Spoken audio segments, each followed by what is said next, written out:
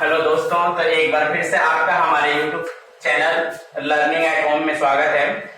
और जैसा कि आपको पता है, हम लोग जो है कि इस समय 10th क्लास की साइंस के बुक में जो फर्स्ट चैप्टर है केमिस्ट्री का लर्निंग एट मतलब केमिकल रिएक्शन एंड इक्वेशन, उसको कंप्लीट कर रहे हैं। ठीक है, जिसका मैंने पहला पार्ट बना दिया है, जिसके अंतर्गत मैंने केमिकल इक्वेशंस के बारे में, केमिकल रिएक्शंस के बारे में समझा दिया है। उसमें बैलेंसिंग सिखाई है, कितने तरह का इक्वेशंस होता है ये समझाया है। अगर आपने नहीं देखा है तो मैं कार्ड जो ऊपर दिख रहा है उस कार्ड पे लिंक दे देता हूं, आप जाके पहले उस वीडियो को देख लें। ठीक है, उसके बाद हमने दूसरा पार्ट शुरू किया है, जिसके अंतर्गत हम लोग डिस्कस करने वाले हैं केमिकल रिएक्शंस के बारे में ना। तो डेफिनेशन तो हम लोग पीछे वाले में भी कर चुके हैं कि केमिकल रिएक्शंस किसे कहते हैं। जब दो या दो से अधिक एलिमेंट्स या कंपाउंड मिक्स होते हैं और एक नया प्रोडक्ट तैयार करते हैं तो क्या तैयार होता है, केमिकल। उसे क्या कहते हैं, केमिकल रिएक्शंस कहते हैं। जो एलिमेंट पार्टिसिपेट करते हैं वो रिएक्टेंट कहलाते हैं। जो चीज बनती है, फाइनल प्रोडक्ट बनता है, उसे प्रोडक्ट कहते हैं। अब केमिकल रिएक्शंस होते कितने हैं, टाइप्स ऑफ केमिकल रिएक्शन। तो मैं आपको बता दूं, टोटल जो है 5 तरह के केमिकल रिएक्शंस है ना, जिसको हम लोग बारी बारी एक डिटेल में पढ़ेंगे। वो पांचों के नाम आपको क्रम से बता देता हूं। पहला कॉम्बिनेशन रिएक्शन है, दूसरा डीकंपोजिशन रिएक्शन है, थर्ड डिस्प्लेसमेंट है, फोर्थ डबल डिस्प्लेसमेंट रिएक्शन है और फिफ्थ नंबर पे हमारा ऑक्सीडेशन रिएक्शन, जिसको एक साथ में हम लोग रेडॉक्स रिएक्शन कहते हैं। बाकी दो टाइप के जो रिएक्शंस हैं, जो एक्सोथर्मिक और एंडोथर्मिक है, उनके बारे में भी हम लोग जिक्र करेंगे। फिलहाल अभी हम लोग केमिकल रिएक्शंस के जो पांचों टाइप है उसमें से हम कॉम्बिनेशन रिएक्शंस, डीकंपोजिशन रिएक्शन और डिस्प्लेसमेंट रिएक्शंस के बारे में आज डिस्कस कर दे रहे हैं। ठीक है, और सबसे इंपॉर्टेंट बात कि जो लोग जो है नए हैं वो चूंकि हमारे YouTube चैनल का जो सब्सक्राइब बटन है उसको जो है क्या करें, प्रेस करते हैं और बेल आइकन को प्रेस करते हैं, तो नई वीडियो आपको मिलती रहेगी। ठीक है, तो शुरू करते हैं। देखिए, सबसे पहली केमिकल रिएक्शन है कॉम्बिनेशन रिएक्शन। नाम से ही है कॉम्बिनेशन यानी मिलना। कॉम्बिनेशन रिएक्शन मतलब मिलना, ठीक है ना, जुड़ना। ठीक है ना, तो यानी क्या है, देखिए, when two or more than two elements, ठीक है ना, or compounds react to each other and form a new product is called the combination reaction। means अगर दो या दो से अधिक एलिमेंट्स या कंपाउंड आपस में क्या होते हैं, ऐड होते हैं, कंबाइन होते हैं या रिएक्शंस करते हैं आपस में, और रिएक्शंस के बाद एक नया प्रोडक्ट क्रिएट करते हैं, तो उसे हम लोग कॉम्बिनेशन रिएक्शन कहते हैं। इसमें एक बात सबसे इंपॉर्टेंट है कि जो इसमें प्रोडक्ट बनता है, जैसे यहीं पे एक रिएक्शन देख लीजिए, मैं एग्जांपल में एक रिएक्शन लिखा हूं कि कार्बन और प्लस ऑक्सीजन जब रिएक्शन करता है तो क्या फॉर्म करता है, कार्बन डाइऑक्साइड। आप देख लीजिए, इसमें दो एलिमेंट है, एक कार्बन और एक हमारा क्या है, ऑक्सीजन, लेकिन जो प्रोडक्ट है वो केवल एक ही प्रोडक्ट है जो है कार्बन डाइऑक्साइड। इसके अलावा कोई दूसरा प्रोडक्ट तैयार नहीं होगा। और कॉम्बिनेशन रिएक्शन की पहचान ही यही है कि जो रिएक्टेंट साइड है, जो केमिकल रिएक्शन में पार्टिसिपेट एलिमेंट कर रहे हैं, जिसको हम लोग रिएक्टेंट कहते हैं, तो जो रिएक्टेंट है वह दो हो सकते हैं या दो से ज्यादा हो सकते हैं, 2 और मोर देन 2 हो सकते हैं, लेकिन प्रोडक्ट साइड में केवल एक ही एलिमेंट होगा, इसीलिए इसका नाम कॉम्बिनेशन रिएक्शन है। ठीक है, where the 2 or more than 2 element react to each other and produce only single compound, ठीक ना, केवल एक ही बना है, उससे हम लोग कॉम्बिनेशन। दूसरा एक और एग्जांपल दिया हुआ आपको, देख लीजिए, जैसे कैल्शियम ऑक्साइड है और यह वाटर से रिएक्शन करके कैल्शियम हाइड्रोक्साइड बनाता है। तो यहाँ पे भी दो तरह के कंपाउंड है, एक कैल्शियम ऑक्साइड है और एक हमारा जो है वाटर है, लेकिन ये दोनों मिलकर केवल एक ही कैल्शियम हाइड्रोक्साइड नाम का एक जो है प्रोडक्ट तैयार करें। तो देखें आपने दो एलिमेंट, रिएक्टेंट साइड में तो दो एलिमेंट है, लेकिन प्रोडक्ट साइड में केवल एक सिंगल कंपाउंड तैयार होता है। ठीक है, तो इसे ही हम लोग कहते हैं कॉम्बिनेशन रिएक्शंस। क्लियर। अब देखिए, जो दूसरी रिएक्शन है डीकंपोजिशन रिएक्शन, जिसको कहते हैं हम लोग, देखिए डीकंपोजिशन नाम है, कंपोजिशन मतलब मिलना, डीकंपोजिशन टूट जाना। ठीक है, तो नाम से इसको ब्रेक डाउन करना। इससे देखिए, तो डीकंपोजिशन रिएक्शन, इसमें साफ साफ ये कॉम्बिनेशन का अपोजिट है। यहाँ पे मिलता है, दो या दो से अधिक मिलके सिंगल कंपाउंड क्रिएट करते हैं, जबकि यहाँ पे क्या होता है, ठीक उसका अपोजिट होता है। ठीक उसका अपोजिट क्या है, उसका अपोजिट ये है कि यहाँ पे एक सिंगल जो कंपाउंड होता है वह दो या दो से अधिक पार्ट में क्या हो जाता है, ब्रेक डाउन होता है। ठीक है, तो यहाँ पे आप देखिए क्या लिखा हुआ है, the chemical reaction in which a single compound, देखिए एक सिंगल कंपाउंड ब्रेक डाउन और डीकंपोज, टूट जाता है इन 2 or more than 2 एलिमेंट्स या कंपाउंड, ठीक ना, जो दो या दो से अधिक कंपाउंड में टूट जाते हैं। जब एक सिंगल कंपाउंड दो या दो से अधिक कंपाउंड में टूट जाए या एलिमेंट में टूट जाए तो वो हमारे कहलाते हैं डीकंपोजिशन रिएक्शन। आप देख लीजिए यहाँ पे दूसरा हमारा जैसे सिल्वर क्लोराइड है AgCl2 AgCl, वहां पे है ना, इसको जो है गर्म होता है, यहाँ पे भी गर्म होता है, बस अंतर अलग अलग है, हम अभी इसका डिस्कस करने वाले हैं। तो मतलब कैल्शियम ऑक्साइड भी अगर हीट होता है तो कैल्शियम और ऑक्सीजन के रूप में ब्रेक डाउन होता है। अगर यहाँ पे सिल्वर क्लोराइड है वो भी हीट होता है तो सिल्वर और क्लोरीन के रूप में क्या होता है, ब्रेक डाउन हो जाता है। ठीक है,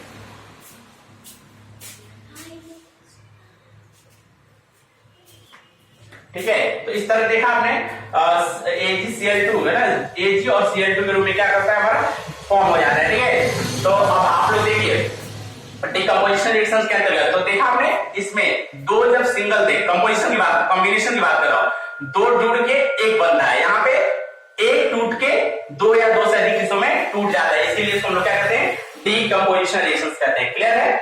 अब देखिए यहाँ पे डीकम्पोजिशन रिएक्शन मैंने कहा ना हीट होने में होता है, कंपाउंड से ब्रेक डाउन होगा जब उसको हीट करेंगे।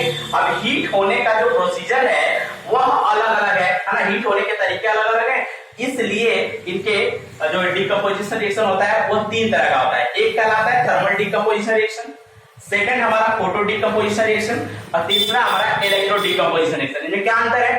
देखिए होना तो इसमें एक ही काम है कि एक कंपाउंड दो या दो से अधिक में टूटना ही है ना, यही काम होना है, लेकिन मैंने कहा ना टूटेंगे कैसे, अब गर्म करेंगे। अब गर्म होने के तरीके अलग अलग है, इसलिए नाम देखिए जो हमारा थर्मल डीकम्पोजिशन रिएक्शन है इसके अंतर्गत हम खुद हीट करते हैं, उन चीजों को क्या कहते हैं, उस कंपाउंड को खुद, जैसे ये जो सिंबल होता है उसमें ये बताता है कि आप खुद इसको हीट कर रहे हैं। तो इसलिए एक ऐसी डीकम्पोजिशन रिएक्शन जिसमें हम लोग उस कंपाउंड को खुद गर्म करें और उसको ब्रेक डाउन करते हैं तो वो हमारा कहलाता है थर्मल डीकम्पोजिशन रिएक्शन। दूसरा होता है हमारा फोटो डीकम्पोजिशन। फोटो मतलब सनलाइट, जैसे यहाँ पे देखिए है ना, यानी जब कोई केमिकल रिएक्शन सनलाइट यानी प्रकाश के है ना, सन यानी सूर्य के प्रकाश की उपस्थिति में ब्रेक डाउन हो जाता है, सनलाइट है ना के थ्रू अगर वो ब्रेक डाउन होता है, टूटता है, तो हम लोग कहते हैं फोटो डीकम्पोजिशन। और तीसरा जो हमारा ये है वो हमारा है इलेक्ट्रो डीकम्पोजिशन। इलेक्ट्रो डीकम्पोजिशन क्या है? तो देखिए नाम से इलेक्ट्रिसिटी के थ्रू गर्म करके आप तोड़ते हैं। जैसे क्या होता है, जो हाईली है ना रिएक्टिव एलिमेंट होते हैं, यानी ऐसे एलिमेंट जैसे सोडियम क्लोराइड को ले लीजिए, ठीक है। अब जो सोडियम क्लोराइड है NaCl है ना, यह जो है हमारा क्या है, ये दोनों हाईली है ना, और उसके बाद भी हमारा जो है क्या कहते हैं, आयनिक कंपाउंड है। तो आयनिक कंपाउंड को तोड़ने के लिए हमेशा इलेक्ट्रिसिटी का यूज किया जाता है, इसलिए इस तरह की रिएक्शन को हम लोग क्या बोलते हैं, इलेक्ट्रो डीकम्पोजिशन रिएक्शन होता है। तो उम्मीद है कि डीकम्पोजिशन के तीनों पार्ट भी आप समझ गए। अगर खुद गर्म कर रहे हैं थर्मल, अगर सनलाइट के थ्रू गर्म हो रहा है तो फोटो, और अगर मान लीजिए क्या कहते हैं इलेक्ट्रिसिटी के थ्रू गर्म कर रहे हैं तो इलेक्ट्रो डीकम्पोजिशन। तो ये हो गया हमारा इलेक्ट्रो डीकम्पोजिशन। जो तीसरा हमारा जो है केमिकल रिएक्शन है उसका नाम है डिस्प्लेसमेंट रिएक्शन। नाम से है ना, यानी कोई ना किसी को हटा रहा होगा, यही ना। तो यहाँ पे देखिए displacement reaction are those chemical reaction in which the high reactive element, देख लीजिए high reactive element displace the low reactive elements from their compound, ठीक है। यानी ऐसे एलिमेंट जो बहुत ही हाई रिएक्टिव होते हैं वह दूसरे कंपाउंड से रिएक्शन करते हैं, और उसमें जो एलिमेंट होता है जो कि इसकी तुलना में वह लो रिएक्टिव एलिमेंट होता है उसको उसके कंपाउंड से डिस्प्लेस करते हैं। एग्जांपल के तौर पे समझा रहा हूं, देखिए ये है कॉपर सल्फेट का एक सोल्यूशन, ठीक है। यहाँ पे कॉपर सल्फेट है और इसको आयरन से हम लोग क्या करा रहे हैं, रिएक्शन करा रहे हैं। अब जो आयरन है वह जो है कॉपर की तुलना में हाई रिएक्टिव एलिमेंट है, ठीक है। हाई रिएक्शन से हाई रिएक्टिव क्या होता है, जो आसानी से अपने इलेक्ट्रॉन को डोनेट कर देते हैं और getting the positive negative charge, है ना। यानी ऐसे एलिमेंट जो आसानी से किसी दूसरे से रिएक्शन करने के लिए अपने ऑर्बिट के इलेक्ट्रॉन को डोनेट कर देते हैं और अपने आप में नेगेटिव चार्ज लेते हैं, वो हाईली रिएक्टिव एलिमेंट कहलाते हैं। तो इन दोनों में अगर तुलना किया जाए तो iron is the highly reactive than copper, ठीक है।